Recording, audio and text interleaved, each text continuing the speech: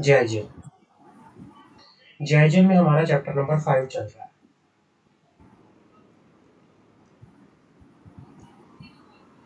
Chapter number 5 नाम है constitution of India, जिसमें ऑलरेडी हमारी 2 क्लास हो चुकी है, जिसमें ऑलरेडी हमने 2 क्लासेस डिस्कस की हैं। और इसमें हमने स्टार्टिंग उसमें पता किया था कि कॉन्स्टिट्यूशन होता क्या है, कॉन्स्टिट्यूशन क्यों जरूरी है। फिर हमने फंडामेंटल राइट्स के बारे में पढ़ा, और पहला फंडामेंटल राइट जो हमने पढ़ा है, फंडामेंटल राइट का नाम था right of equality. Right of equality हमने पढ़ा आर्टिकल 13 से लेके आर्टिकल 18। राइट ऑफ इक्वालिटी कहता है कि सारे के सारे क्या है, लॉ की नजरों में सब बराबर है। लॉ की नजरों में सबका क्या होगा, इक्वली ट्रीटमेंट होगा, सबका इक्वल है। तो हमने उसके बारे में भी पढ़ा। और फिर ये कहता है कि हर एक तरह से सबको इक्वालिटी होनी चाहिए, किसी के भी साथ धर्म, जाति, caste, sex, birth of place, इस बेसिस पे क्या नहीं होना चाहिए, डिस्क्रिमिनेशन नहीं होना चाहिए। सबको क्या मिलनी चाहिए, इक्वल अपॉर्चुनिटी मिलनी चाहिए गवर्नमेंट ऑफिस में एम्प्लॉयमेंट करने की, किसी के साथ भेदभाव नहीं होना चाहिए। छुआछूत, अबोलिशन ऑफ अनटचेबिलिटी का मीनिंग होता है छुआछूत को खत्म करना। अबोलिशन ऑफ टाइटल्स का मीनिंग होता है कि जो पहले जब भारत गुलाम था, अंग्रेजों के अधीन था, अंग्रेजों के अंडर था, तब उनको छोटे बड़े के पर्सन के आधार पर क्या दी जाती थी, कुछ टाइटल दिए जाते थे कि भाई जो उनका ज्यादा वफादार हुआ करता था अंग्रेजों का, उनको टाइटल दे दिया जाता था। किसी को सर की उपाधि दे दी जाती थी, किसी को किस चीज की उपाधि दे दी जाती थी। लेकिन अब वो चीजें सारी क्या कर दी गई हैं, कॉन्स्टिट्यूशन में वो सारी चीजें खत्म कर दी गई हैं कि सब के सब क्या है। कॉन्स्टिट्यूशन ये कहता है कि भारत का हर जो भी वो है, क्या कहते हैं, नागरिक है, उसको सब बराबर है। सब, किसी को किसी भी तरह का टाइटल नहीं दिया जाएगा। सिर्फ आर्मी को छोड़ के, मिलिट्री को छोड़ के, या कोई जो प्रोफेसर है उनको छोड़ के, बाकी सबको इक्वली कोई किसी तरह का कोई टाइटल नहीं दिया जाएगा। अगर कोई छुआछूत होती है, अनटचेबिलिटी होती है, अब भैया, तो उस बेसिस पे भी अगर कोई पकड़ा गया, ये चीज कहीं पे कुछ पता चला, तो उसको भी काफी पनिशमेंट मिलेगी। तो ये सारी की सारी राइट ऑफ इक्वालिटी हमने लास्ट क्लास में किया था, प्लीज वो देख लेना जिसने नहीं देखना। आर्टिकल 13 से लेके 18 तक बात करता है right of equality. Right of equality समझ आ गई, क्लियर है?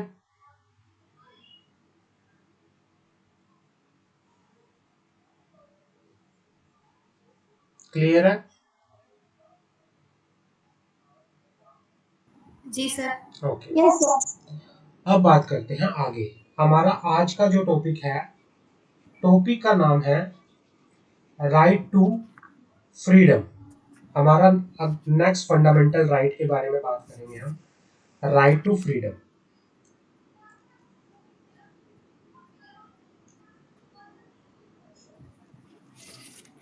राइट टू फ्रीडम जो कि बात करता है आर्टिकल 19 से लेके आर्टिकल सॉरी 22 तक। कॉन्स्टिट्यूशन के आर्टिकल 19 से लेके आर्टिकल 22 तक। पहले बात करते हैं आर्टिकल 19 की। आर्टिकल 19 के अंदर 6 तरह की फ्रीडम बता रखी है। हमारे जो आर्टिकल 19 है कॉन्स्टिट्यूशन का, वो हर एक जो भी भारत का सिटीजन है उसको 6 तरह की फ्रीडम देता है। 6 टाइप्स ऑफ फ्रीडम, 6 फ्रीडम। अब वो कौन कौन सी फ्रीडम है, बात करते हैं। Freedom of speech and expression. India के अंदर कोई भी फ्रीडम के साथ बोल सकता है, कोई भी अपनी बात रख सकता है। Assemble peacefully without harms. कोई भी कहीं पे भी पीसफुली, शांतिपूर्वक इकट्ठा हो सकता है। लोग शांतिपूर्वक क्या करते हैं, प्रदर्शन करते हैं, प्रोटेस्ट करते हैं। कॉन्स्टिट्यूशन ने राइट दिया गया है कि भाई लोग पीसफुली क्या कर सकते हैं, असेंबल हो सकते हैं, इकट्ठा हो सकते हैं, प्रोटेस्ट कर सकते हैं। Form association and union. लोग आपस में मिलके कोई एसोसिएशन, कोई यूनियन बना सकते हैं, ये फ्रीडम है लोगों के पास। Move freely throughout the territory of India. भाई कोई भी इंडिया का सिटीजन इंडिया के अंदर कहीं पे भी, किसी भी कोने में, इंडिया के किसी भी कोने में आराम से फ्रीडम के साथ आ जा सकता है, उसके ऊपर कोई रोक नहीं है। ऐसा नहीं कह सकते कि मैं दिल्ली का हूं तो मैं केरला नहीं आ सकता, या केरला जाने के लिए आपको अलग से क्या लेना पड़ेगा, पासपोर्ट लेना पड़ेगा, ऐसा कुछ भी नहीं है, या गवर्नमेंट की परमिशन लेनी पड़ेगी, ऐसा नहीं है। कॉन्स्टिट्यूशन ने सबको फ्रीडम दी है कि भाई किसी भी क्षेत्र का लोग किसी दूसरे एरिया में जा सकता है। पटना बिहार का लोग साउथ इंडिया जा सकता है, साउथ इंडिया का लोग नॉर्थ इंडिया आ सकता है, ये पूरी फ्रीडम है, कॉन्स्टिट्यूशन देता है। Reside and settle in any part of the territory of India, हमें कॉन्स्टिट्यूशन ये भी फ्रीडम देता है कि हम इंडिया के किसी भी पार्ट में रह सकते हैं, घर ले सकते हैं, बस सकते हैं, जा सकते हैं, वहां पे हम जा सकते हैं। Practice any profession, carry out any occupation, trade और बिजनेस। पुराने टाइम में क्या होता था, पुराने टाइम में क्या होता था, सबके काम बटे हुए होते थे, सबके काम बटे हुए थे भाई। जो जो पंडित लोग हैं, पंडित लोग के पास भाई पूजा पाठ का अधिकार पंडित लोग के पास ही हुआ करता था। क्षत्रिय हैं, उनके पास क्षत्रियों के पास पूरा भाई राजा होने का अधिकार हुआ करता था। जो छोटे लोग हैं उनके पास मजदूरी करने का, उनके पास भाई उनको उनको वो काम दिया करता, मतलब सबके प्रोफेशन बटे हुए थे। कोई लकड़ी का काम कर रहा है तो सिर्फ लकड़ी का काम करेगा, कोई लोहे का काम कर रहा है तो सिर्फ लोहे का काम करेगा, कोई कूड़ा उठा रहा है तो सिर्फ कूड़ा उठाएगा और कोई काम नहीं करेगा। लेकिन कॉन्स्टिट्यूशन ने हर एक पर्सन को फ्रीडम दी है कि कोई भी पर्सन डॉक्टर बनना चाहता है तो डॉक्टर बने, इंजीनियर बनना चाहता है इंजीनियर बने, आईएएस बनना चाहता है आईएएस बने, कुछ भी बनना चाहता है बने। कॉन्स्टिट्यूशन आपको फ्रीडम देता है, आप कुछ भी बन सकते हैं। तो ये फ्रीडम जो है हमें कॉन्स्टिट्यूशन ने दी है। क्लियर है?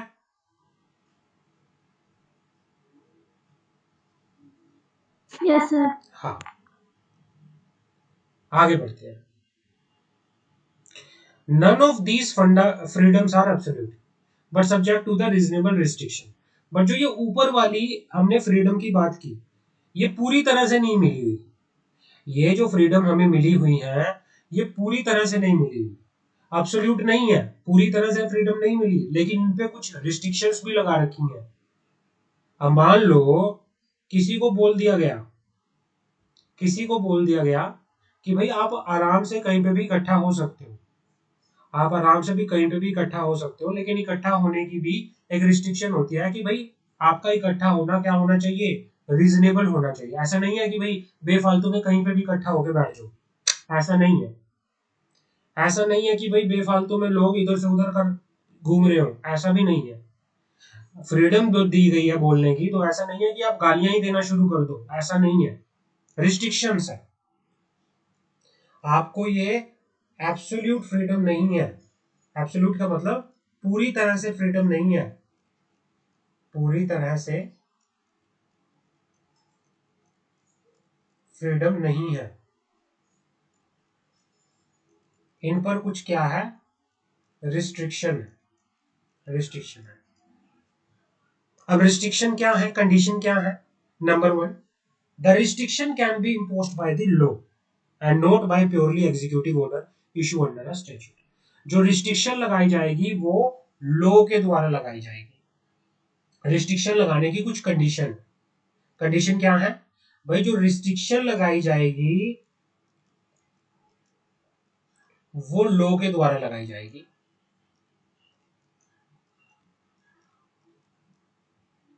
रिस्ट्रिक्शन जो लगाई जाएगी वो लॉ के द्वारा लगाई जाएगी। दूसरा, रिस्ट्रिक्शन मस्ट बी रीजनेबल होनी चाहिए।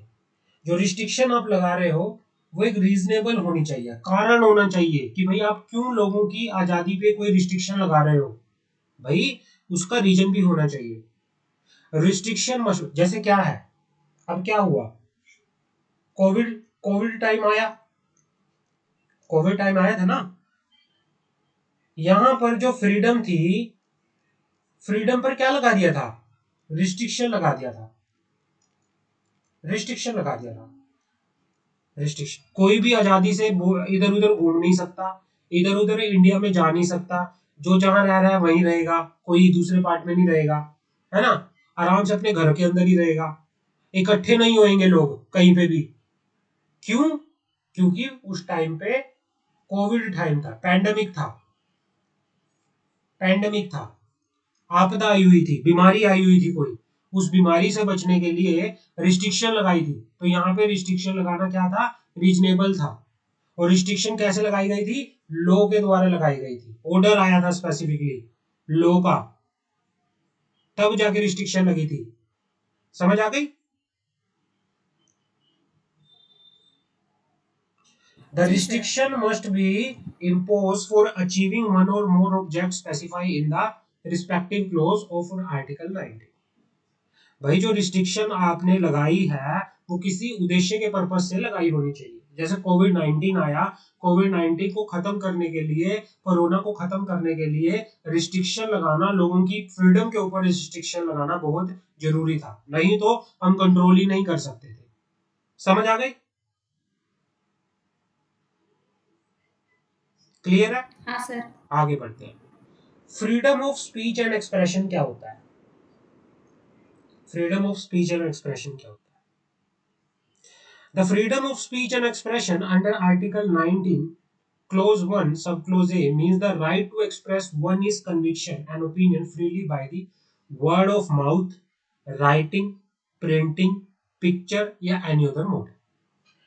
तभी तो इंडिया के अंदर कॉन्स्टिट्यूशन ने सबको बोलने का, सबको अपनी बात रखने का अधिकार दिया है। दो कंट्री हैं, एक मैं दो कंट्री की बात करता हूँ, दो कंट्री हैं,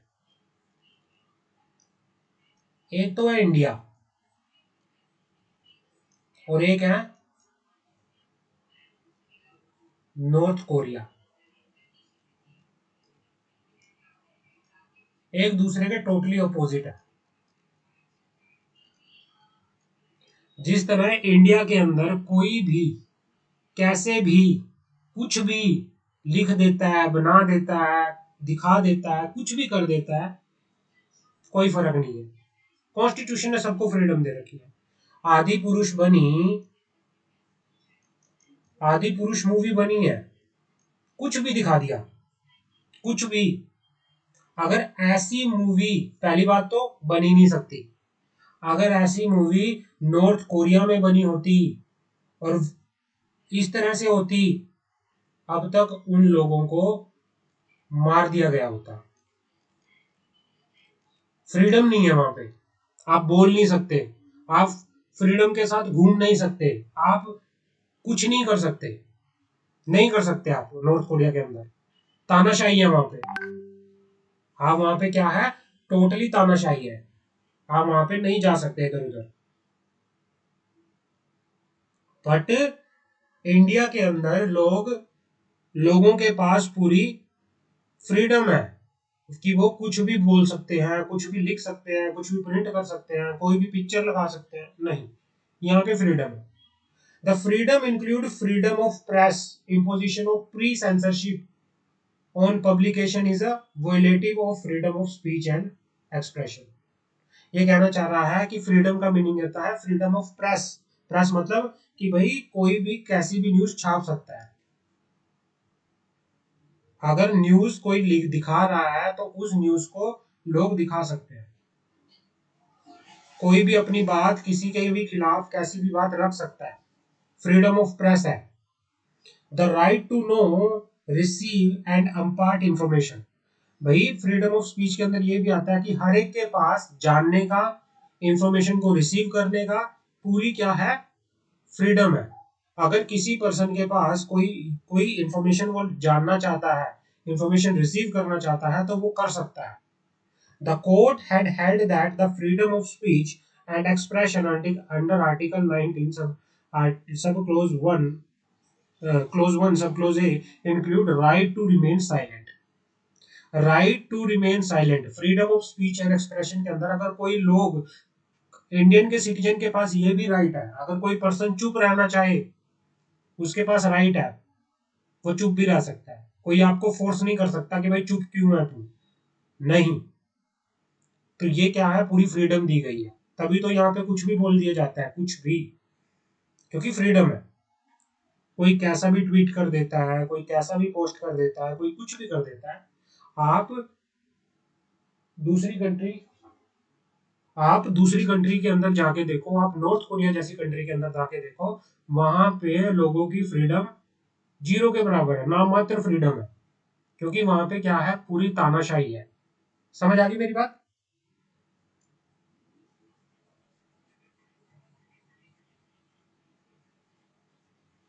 क्लियर है? Yes sir. ओके, आगे यस सर। बढ़ते हैं। परमिजिबल रिस्ट्रिक्शन क्या होती है? परमिजिबल रिस्ट्रिक्शन, भाई रिस्ट्रिक्शन परमिजिबल कब, मतलब कौन सी रिस्ट्रिक्शन लग सकती है? जो रिस्ट्रिक्शन लगाई जा सकती है ना, फ्रीडम के ऊपर जो रिस्ट्रिक्शन लगाई जा सकती है उनको बोला जाता है परमिजिबल रिस्ट्रिक्शन।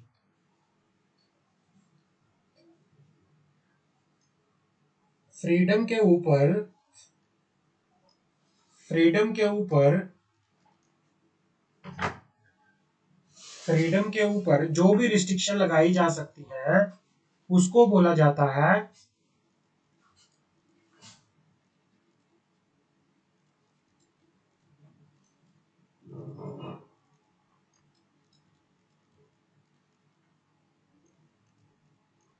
उसको बोला जाता है परमिजिबल रिस्ट्रिक्शन।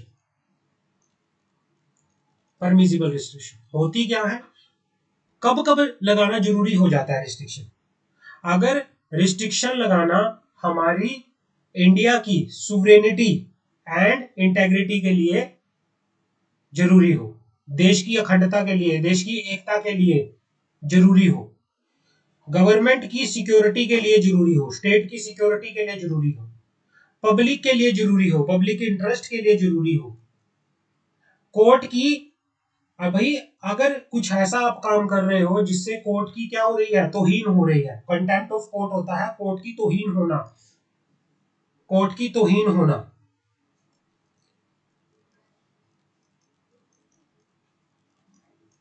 भाई जहां पर कोई कोई पर्सन कोर्ट की तौहीन कर रहा है तो वहां पर उसकी फ्रीडम पर क्या लगाया जा सकता है, रिस्ट्रिक्शन लगाई जा सकती है।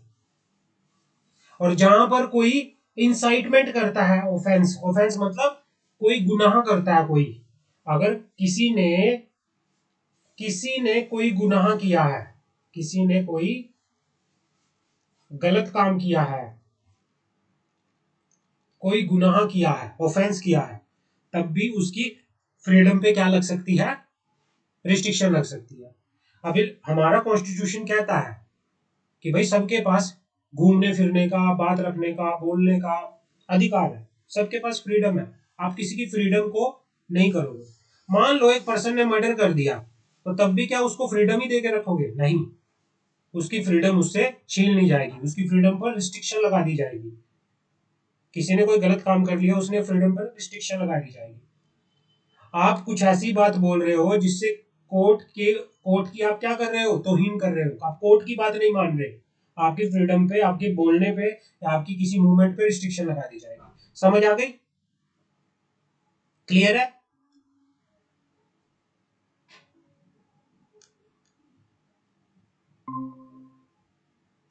The Supreme Court expressed the view that a corporation is not a citizen within the meaning of Article 90. Therefore, cannot invoke this article. But if state action impaired the right of shareholder as well as of company, the court will not deny itself jurisdiction to grant relief. ये कहना चाह रहा है कि जो corporation होती है, जो कंपनी होती है, कंपनीज, कॉरपोरेशन का मतलब यहाँ पे किसका है, कंपनी से, कंपनी।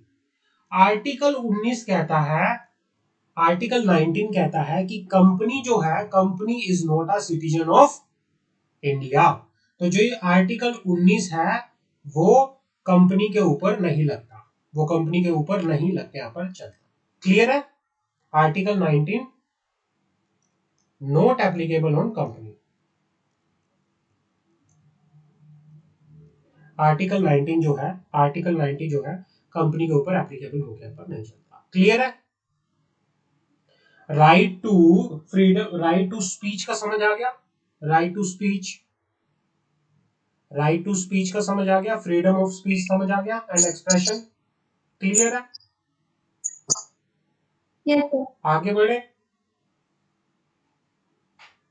आगे बढ़ते हैं। Yes sir. Freedom of assembly, assembly का मीनिंग होता है इकट्ठा होना, इकट्ठा होना। असेंबली का मीनिंग होता है इकट्ठा होना। The next right is the right of citizen to assemble peacefully and without harms.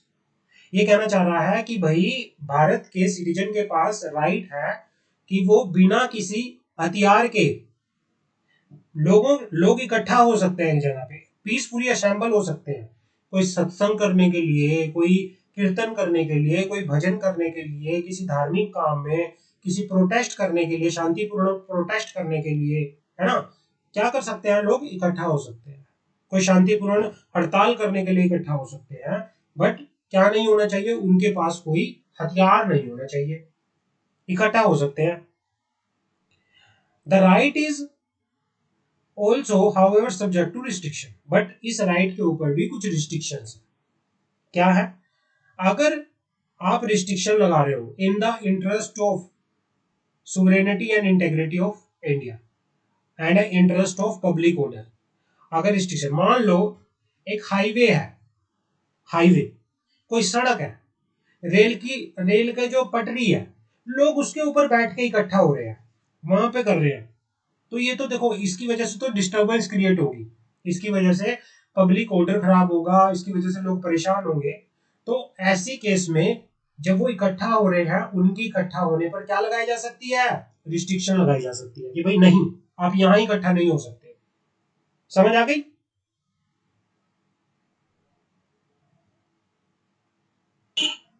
Yes, sir. Any doubt? No, sir. Okay, Meera?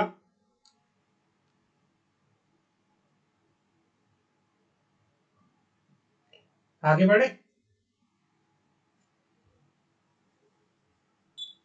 Yes, sir. Okay, आगे बढ़ते हैं।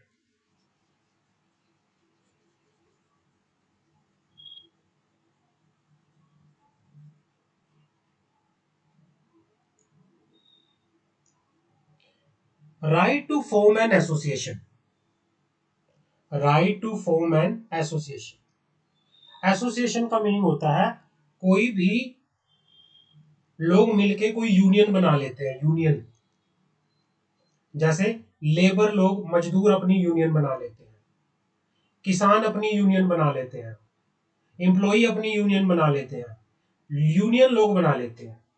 तो ये यूनियन बनाने का अधिकार किसने दिया है? आप किसी फैक्ट्री में काम कर रहे हो, फैक्ट्री के अंदर मजदूरों ने क्या बना ली? यूनियन बना ली, यूनियन बना ली। अब ये यूनियन बनाने का अधिकार इनको किसने दिया? ये अधिकार इनको मिला हुआ है कॉन्स्टिट्यूशन के द्वारा। Right to form association for union is guaranteed so that people are free to have the member entertaining similar view. This right is however subject to reasonable restriction, which are state may be imposed in the interest of sovereignty and integrity of India, public order, morality. मतलब ये कहना चाह रहा है कि जिन लोगों का मजदूर मजदूर इतने सारे मजदूर हैं, सब मजदूरों के अपने सिमिलर राइट होते हैं। भाई किसी मजदूर के साथ गलत हुआ है तो दूसरे मजदूर उसके हक के लिए लड़ाई कर सकते हैं। तो इस पर्पस के लिए मजदूर क्या कर लेते हैं? यूनियन बना लेते हैं, यूनियन बना लेते हैं। अभी क्या हुआ था? अभी किसानों ने प्रोटेस्ट किया था, किसानों ने प्रोटेस्ट किया था किस चीज के लिए? कि भाई किसान बिल वापस लिया जाए, किसान बिल। अगर किसानों की यूनियन ना होती तो शायद वो बहुत मुश्किल काम था। यूनियन ने आगे खड़ा होकर गवर्नमेंट के साथ लड़ाई करी, 1 साल से ऊपर तक वो बैठे रहे सड़कों के ऊपर, और उन्होंने किसानों के हित के लिए, किसानों के राइट के लिए लड़ाई की, तब जाके उन्होंने अपनी क्या है फ्रीडम, जो तो उनको राइट दिया गया था उसको उन्होंने बचाया। तो यूनियन, ये राइट हमें कॉन्स्टिट्यूशन ने दिया है ताकि जो एक यूनियन के जो लोग हैं उनके राइट को क्या किया जाए? प्रोटेक्ट किया जाए। लेकिन कई बार क्या होता है, इस यूनियन के ऊपर भी रिस्ट्रिक्शन होती है। अगर यूनियन आप बना रहे हो पब्लिक इंटरेस्ट के खिलाफ, देश के खिलाफ, नैतिकता के खिलाफ, तो ऐसी यूनियन को क्या नहीं किया जा सकता? एक्सेप्ट नहीं किया जा सकता, एक्सेप्ट, ऐसी यूनियन एक्सेप्ट नहीं होगी। जैसे एक यूनियन है, इंडिया के अंदर एक यूनियन बनी हुई है, उस यूनियन का नाम है खालिस्तान, खालिस्तान सुना है इसका नाम खालिस्तान का? खालिस्तान क्या कहते हैं, ये कहते हैं कि हमें अलग से देश बना के दो। हम नो इंडिया, सर। खालिस्तान कहता है हमें अलग से देश बना के दो। जो ये यूनियन है, इस यूनियन को, ये कॉन्स्टिट्यूशन के खिलाफ है, ये देश की एकता, देश की अखंडता के खिलाफ है, ये लोगों के इंटरेस्ट के खिलाफ है, ये नैतिकता के खिलाफ है। तो ये लोग क्या कहते हैं कि हमें अलग से एक देश बना के दो, हम इंडिया में नहीं रहना चाहते। तो ये जो खिलाफ है देश के, तो ये इनको बोला जाता है कि भाई इस तरह के अगर कोई यूनियन बनाता है तो वो यूनियन जो है एक्सेप्ट नहीं की जाएगी। समझ आ गई?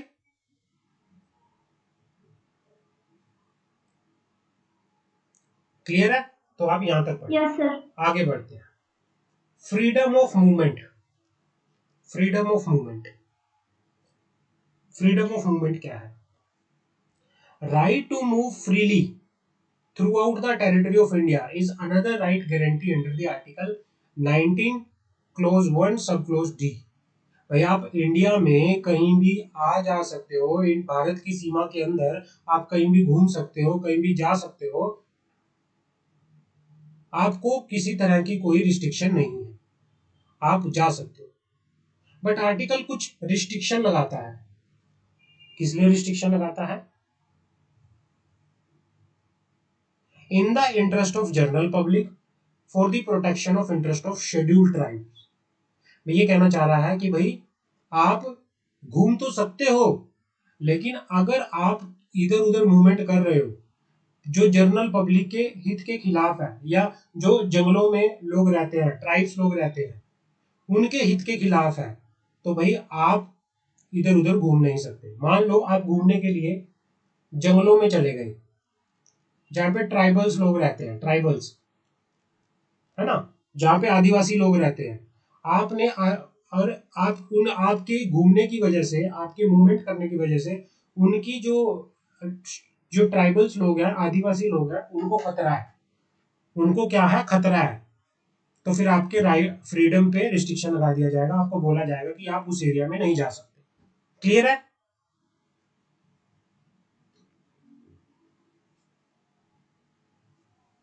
समझ आ गई? Yes sir. आगे बढ़े? Yes sir. आगे बढ़ते हैं। Yes sir. Freedom of resident, freedom of residence. Article 19 clause 1 subclause E guarantee to the citizen the right to reside and settle in any part of territory of India. This freedom is also subject to reasonable restriction।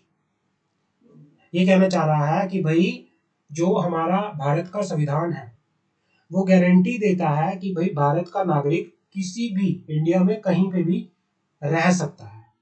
Delhi में रह सकता है, मुंबई में रह सकता है, कलकत्ता में रह सकता है, पटना में रह सकता है, कहीं पे भी रह सकता है। बट क्या है, रिस्ट्रिक्शन। रिस्ट्रिक्शन कहाँ है? अगर आप ऐसी जगह में रह रहे हो जिससे पब्लिक इंटरेस्ट के खिलाफ है, या फिर आपने क्या किया, आपने आदिवासी एरिया में जहाँ पे लोगों की, उनकी आदिवासियों की झोपड़ियां थी, आदिवासियों के घर थे, आपने उन आदिवासियों के घरों को तोड़ के वहां पे कुछ बड़ी बिल्डिंग बना दी। आप ऐसा नहीं कर सकते, आप नहीं कर सकते ऐसा। आपकी फ्रीडम ऑफ रेजिडेंट पे फिर यहाँ पे रिस्ट्रिक्शन लगेगी, आप ऐसा नहीं कर सकते। ये कॉन्स्टिट्यूशन के खिलाफ माना जाएगा। समझ आ गई?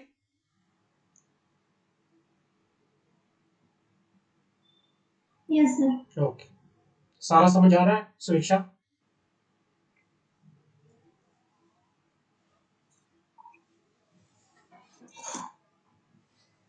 समझ आ यस रहा है? सर। चलो ठीक है, आगे बढ़ते हैं। Yes sir. हाँ, freedom to trade and occupation, freedom to trade and occupation. Article 19 clause 1 sub clause G of the constitution guarantee to all citizen that have a right to practice any profession and carry of any occupation or trade or business. This freedom is also subject to reasonable restriction। भाई ये कहना चाह रहा है कि constitution Bharat के हर एक नागरिक को गारंटी ये देता है कि भाई आप कोई सी भी कोई सा भी प्रोफेशन, कोई सा भी कारोबार, कोई सा भी बिजनेस, कोई भी काम कर सकते हो। जिसको जो करने का मन है वो कर सकता है, आपके पास फ्रीडम है। बट यहाँ पे कुछ रिस्ट्रिक्शन भी लगाई गई है, यहाँ पे कुछ रिस्ट्रिक्शन भी लगाई गई है। अगर आप ऐसा काम कर रहे हो जो पब्लिक के खिलाफ है, या फिर जिस काम को करने के लिए एक क्वालिफिकेशन चाहिए, जैसे डॉक्टर, डॉक्टर के लिए क्या होना चाहिए, आपके पास पहले डॉक्टर की डिग्री होनी चाहिए, आपके पास मेडिकल की डिग्री होनी चाहिए, तभी आप क्या कर सकते हो, डॉक्टर वाला प्रोफेशन चूज कर सकते हो। लॉयर बनने के लिए आपको लॉयर की डिग्री होनी चाहिए, तभी आप वकालत कर सकते हो। तो ये काम करने के लिए आपके पास पहले क्वालिफिकेशन होनी चाहिए, तभी आप काम कर सकते हो। जिस प्रोफेशन को करने के लिए क्वालिफिकेशन होना जरूरी है, तो पहले आप क्वालिफिकेशन लोगे, फिर जाके वो बिजनेस कर सकते हो। अगर आप ऐसे करते हो तो उसको इलीगल बोला जाएगा, इलीगल, इलीगल बोला जाएगा। तो उसके ऊपर रिस्ट्रिक्शन लगाई गई, भाई बिना क्वालिफिकेशन के आप कोई भी प्रोफेशन नहीं कर सकते जिसके लिए क्वालिफिकेशन बता रखी है।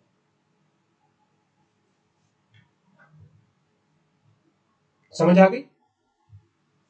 और भाई आप ऐसा भी कोई बिजनेस नहीं कर सकते, आप ऐसा भी कोई बिजनेस नहीं कर सकते जिसमें सिर्फ गवर्नमेंट काम करती है।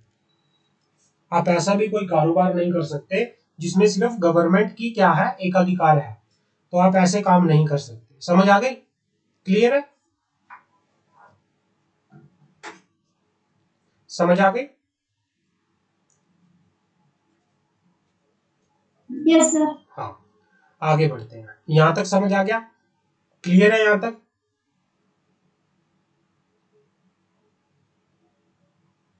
हाँ सुरक्षा, कोई डाउट?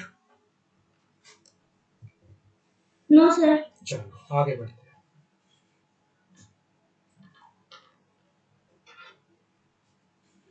आगे आर्टिकल 20 हमारा क्या बात करता है? Article 20,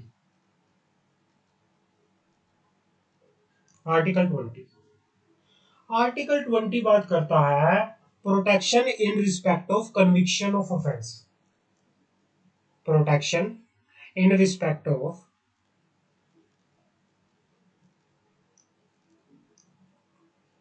in respect of conviction of offense।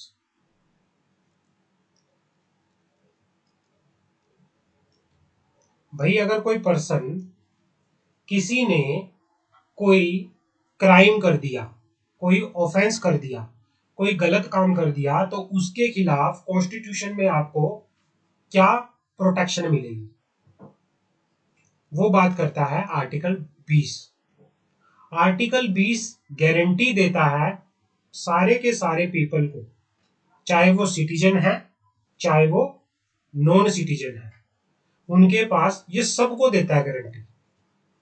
भाई किसी के साथ अगर कुछ गुनाह हुआ है, किसी के साथ कोई गलत काम हुआ है, किसी के साथ अगर कुछ भी हुआ है ना, तो भारत का संविधान गारंटी देता है सबको, भारत में जो भी पर्सन रह रहा है, चाहे वो भारत का नागरिक है चाहे वो भारत का नागरिक नहीं है, उनके पास 3 राइट है। 3 राइट क्या है? Protection against ex post facto law, protection against, पहला क्या है, पहली प्रोटेक्शन क्या है? Protection against, protection against ex post facto law, ex post facto law, protection against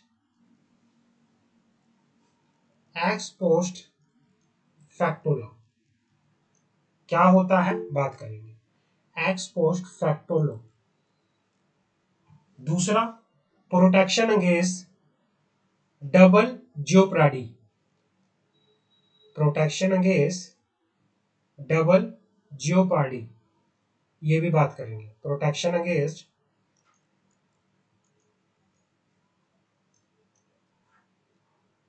protection against double jeopardy, ये भी बात करेंगे।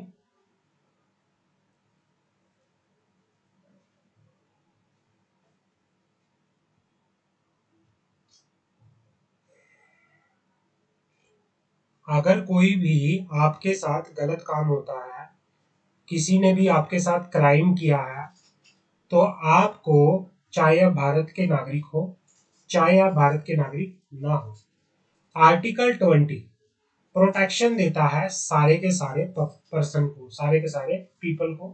और उसके पास 3 राइट है। पहला राइट क्या है? Protection against ex post of facto law.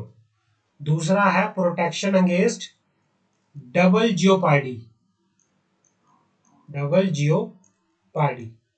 और तीसरा है protection against self incrimination, protection against self incrimination, self incrimination, protection against self incrimination. अब होता क्या है, बात करते हैं एक बार। Protection against ex post facto क्या होता है? Protection against ex post facto क्या होता है? एक्स पोस्ट फैक्टो लॉ और law which punish what has been lawful when done. If a particular act was not an offense according to the law of land at the time when the person did the act, then he cannot be convicted under a law with the retrospective declare that act as an offense. This protection is not available with respect to the procedural law. Thus, no one has a vested right in procedure. Ex post facto law क्या होता है? ये कहना चाह रहा है कि ex post facto law और law which punish what had been lawful, ये क्या करता है? Ex post facto law punish तब करता है भाई जब आपने कोई काम किया बट वो उस टाइम पे काम गलत नहीं था और आपने वो कर दिया।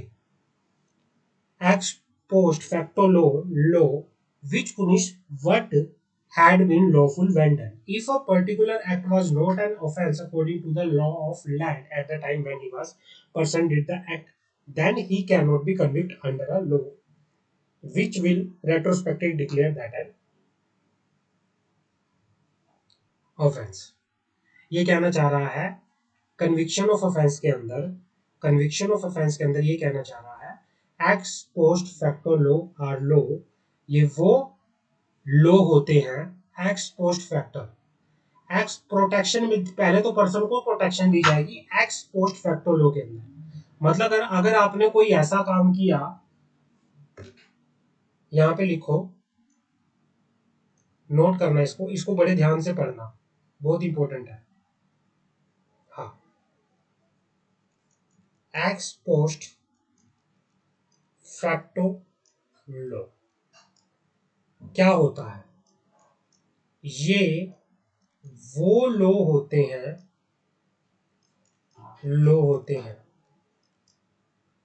ये वो लो होते हैं, एक्स पोस्ट फैक्टो लो मीन्स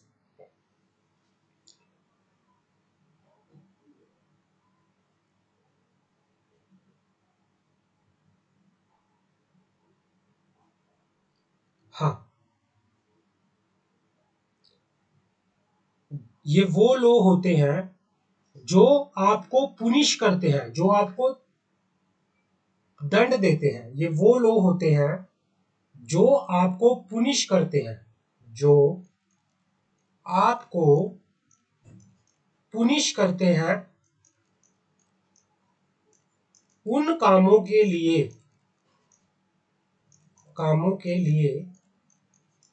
जो उस टाइम गलत नहीं थे जब आपने वो काम किए।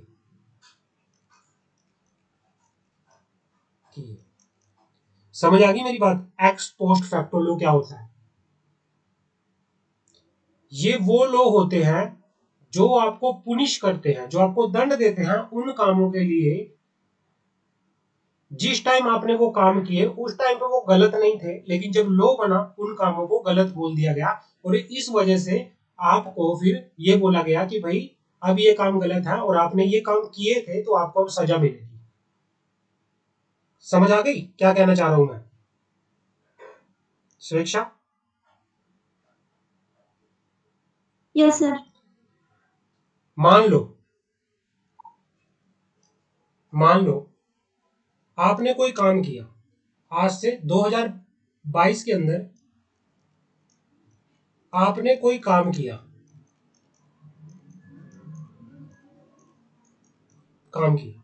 मान लो कहीं पे भी आप कहीं पे भी मतलब ये कहने लगे कि हाँ ये बोल दिया गया कि भाई कोई भी काम कर दिया गलत काम। मान लो कहीं पे भी आप कुछ भी लगा लो 2022 के अंदर किसी जगह पे जाना, किसी जगह पर जाने के लिए कोई रोक नहीं थी। आपके गांव के अंदर मान लो एक ऐसी जगह थी जहां पर कोई भी आ जा सकता था। 2022 में आप गए वहां पे, 2023 के अंदर लो बना दिया कि भाई इस जगह पर जाने वाले को 5,000 का जुर्माना देना पड़ेगा।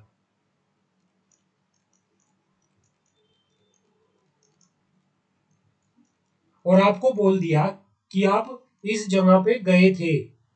उस टाइम पे तो कोई ऐसा चीज थी नहीं, उस टाइम पे तो कुछ ऐसा हुआ नहीं था, पर आपको ये बोल दिया कि 2022 में आप इस जगह पे गए थे, आपके ऊपर 5,000 का जुर्माना लगता है। इस ऐसी चीजों को बोला जाता है एक्स पोस्ट फैक्टो लो, जो आपको पुनिश करता है उन कामों के लिए जब आपने वो काम किए तब वो गलत नहीं थे, लेकिन आज वो गलत है इसलिए आपको पुनिश किया जा रहा है। समझ आ गई स्वेच्छा? समझ आ गई? Yes sir. हाँ, तो ऐसे लॉ के अगेंस्ट कॉन्स्टिट्यूशन आपको प्रोटेक्शन देता है। ऐसे लॉ के अगेंस्ट अगर कोई ऐसा लॉ है, ऐसे लॉ के अगेंस्ट आपको प्रोटेक्शन मिलेगी कॉन्स्टिट्यूशन के अंदर। कॉन्स्टिट्यूशन कहेगा भाई कोई एक्स पोस्ट फैक्टो लॉ आ गया तो कॉन्स्टिट्यूशन आपको गारंटी देता है कि भाई आपको उसके लिए सजा नहीं होगी, आप उस चीज के लिए क्या नहीं होंगे, आरोपी घोषित नहीं होंगे, आपको किसी तरह की कोई सजा नहीं होगी। ये प्रोटेक्शन आपको कहां मिलती है? आर्टिकल 20 के अंदर मिलती है, आर्टिकल 20 के अंदर मिलती है। समझ आ गया? पहला ऐसी चीजों के यस लिए सर।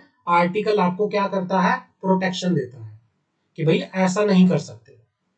भाई वो 2022 में गई थी, उस टाइम पे कोई जुर्माना नहीं था, आज जुर्माना लगा रहे हैं और ये कह रहे हैं कि तुम 2022 में गई थी उस जगह पे और तुम गई थी, उसमें 5,000 का जुर्माना है, लोग जुर्माना निकालो। भाई कैसे निकालो? तो ऐसी चीज को प्रोटेक्ट करने के लिए आर्टिकल 20 में ये चीज लिखी गई है कि भाई अगर कोई ऐसा लॉ बनता है तो उस लॉ के अगेंस्ट आर्टिकल 20 जो कॉन्स्टिट्यूशन का आर्टिकल 20 है आपको प्रोटेक्शन देगा। समझ आ गई? Yes sir. हाँ, दूसरा आता है protection against double jeopardy.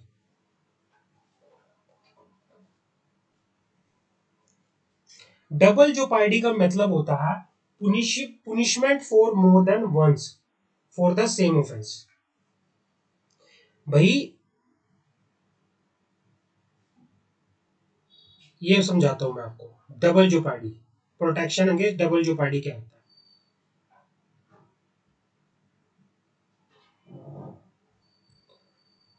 Double jeopardy का मीनिंग होता है, डबल जोपार्डी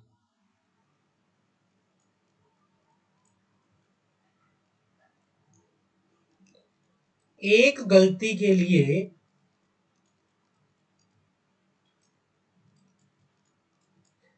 दो बार सजा मिल देना, दो बार सजा देना। क्या एक गलती के लिए दो बार सजा दी जा सकती है?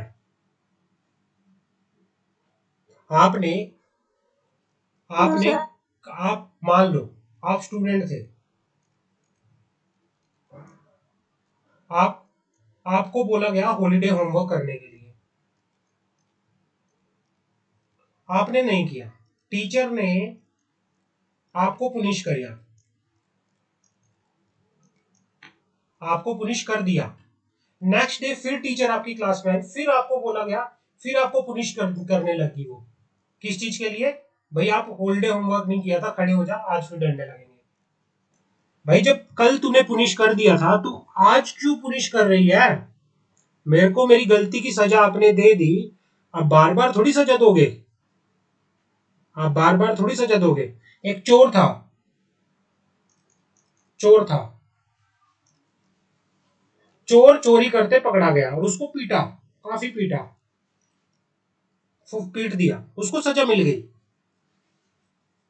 और उसके बाद उसने चोरी करना बंद कर दिया। लेकिन सेम नेक्स्ट डे फिर वो उसी जगह से जा रहा था बेचारा चुपचाप, फिर लोगों ने पकड़ के उसको पीटना शुरू कर दिया। बार बार थोड़ी पीटोगे, जब एक बार एक चीज के लिए आपको सजा मिल गई तो एक चीज के लिए बार बार थोड़ी सजा मिलेगी। तो भाई इस चीज के लिए आर्टिकल जो है 20 ऑफ कॉन्स्टिट्यूशन आपको प्रोटेक्शन देता है। भाई एक गलती अगर आपने करी तो उसको 2 बार सजा नहीं मिलेगी। समझ आ गई? क्लियर है? Yes, sir. Double jeopardy means Yes, punish, sir. हाँ, double jeopardy means punishment for more than once for the same offense. No person can be prosecuted and punished for the same offense more than once. It is however be noticed that the conjunction and is used between the word prosecuted and punished, and therefore if a person has been let off after the prosecution without being punished, he can be prosecuted again. भाई ये हो सकता है कि भाई सजा एक बार हो सकती है, उस पर्सन से हो सकता है कि एक ऑफेंस के लिए कई बार पूछा जाए। अब जैसे क्या होता है, एक पर्सन ने मर्डर किया, कोर्ट में केस चला, अब कोर्ट में तो काफी सारी डेट पे, अलग अलग डेट पे जाना पड़ेगा ना उसको। ऐसा तो है नहीं कि एक दिन पूछ लिया उससे तो बाद में दोबारा पूछेंगे नहीं। हो सकता है कि साल, 2 साल, 3 साल तो उसको कोर्ट में जाना पड़े, बट एक बार जब सजा हो गई, ये नहीं है कि भाई उसको फिर बाद में दोबारा से भी सजा सुनाई जाए। पुनिशमेंट एक ही बार मिलेगी। क्लियर है? ये कौन सी प्रोटेक्शन कहां पे मिलती है आपको? आर्टिकल 20 के अंदर, कॉन्स्टिट्यूशन के। समझ आ गई? Yes, sir. हाँ। दूसरा है protection against self incrimination. Self incrimination, protection against self incrimination. A person accused of any offense cannot be compelled to be a witness against himself. In other words, accused cannot be compelled to state anything which goes against him. ये कहना चाह रहा है कि भाई किसी भी person ने कोई क्या गलत काम किया है, किसी भी पर्सन ने कोई गलत काम नहीं किया है, तो उसको क्या नहीं किया जाएगा, उसके ऊपर क्या नहीं किया जाएगा, जोर जबरदस्ती नहीं की जाएगी कि भाई वो खुद के खिलाफ क्या बने, विटनेस बन जाए। भाई वो ये कहे कि भाई हाँ मैंने गलत काम किया है, मैं विटनेस हूं, मैंने ये बताया है कि भाई हाँ मैंने ही किया है, मैं ही जानता हूं, उसको फोर्स नहीं किया जाएगा जब तक वो अपनी गलती मानने के लिए उस पर जोर जबरदस्ती करके ऐसे नहीं कहा जाएगा कि बताओ बताओ ऐसे करके नहीं। कोर्ट के अंदर किसी भी पर्सन को अगर कोई गलत काम किया है तो उसको खुद का विटनेस नहीं बनाया जाएगा। समझ आ गई? Yes, sir. कभी देखा है किसी पर्सन को खुद का विटनेस बने हुए, हाँ मैंने ही देखा है, मैंने ही उसका मर्डर किया था, कोई ऐसे बोलेगा? या किसी को कंपेल No, किया sir. जाएगा? ऐसे नहीं किया जाएगा। किसी को इस तरह फोर्सफुली कंपेल नहीं किया जाएगा अपना खुद का विटनेस बनने के लिए, तो नहीं होगा। ये भी प्रोटेक्शन आपको मिलती है आर्टिकल 20 के अंदर। समझ आ गया यहां तक? Yes, sir. ठीक है, तो आज इतना ही करते हैं। नेक्स्ट क्लास में, एक मिनट में देख लूं इसमें हमारा और कितना जाएगा। इसमें हमारी, हाँ, इसमें हमारी जो क्लास जाएंगी वो जाएंगी कम से